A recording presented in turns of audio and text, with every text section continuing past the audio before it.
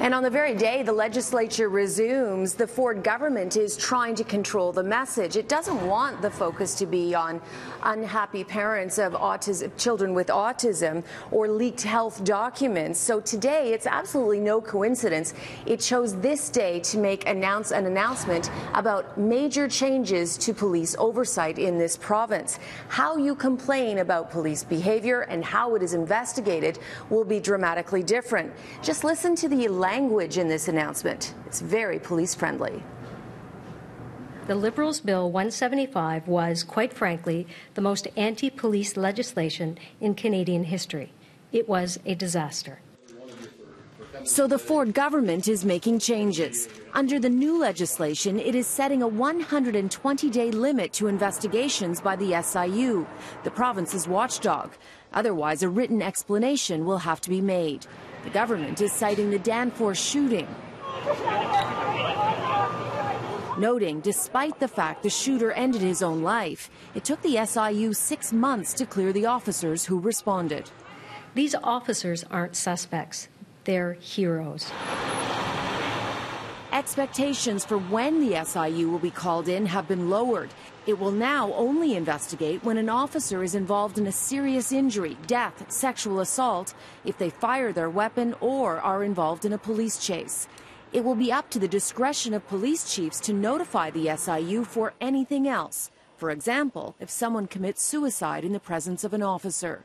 If an officer refuses to cooperate with an SIU investigation, fines will be lowered from $50,000 to $5,000.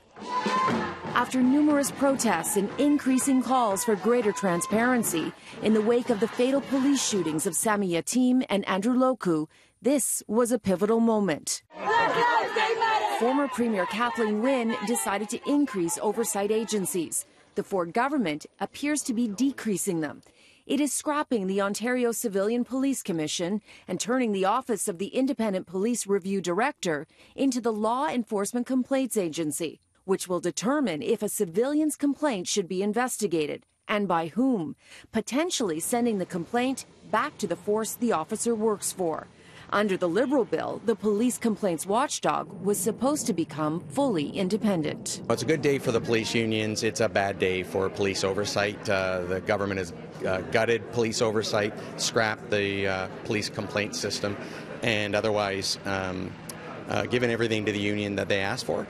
The pendulum had been, after the death of Sami Yatim and Harding, the pendulum was swinging towards greater transparency and accountability, and now this government has pushed the pendulum the other way, away from de-escalation, away from accountability, and into another era that is not going to work well with the community groups and racialized communities.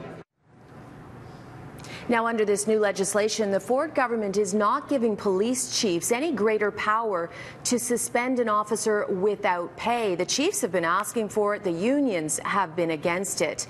I'm told there are roughly 15 police officers here in Toronto at any given time who are under suspension with pay. That would cost taxpayers about $1.5 million a year.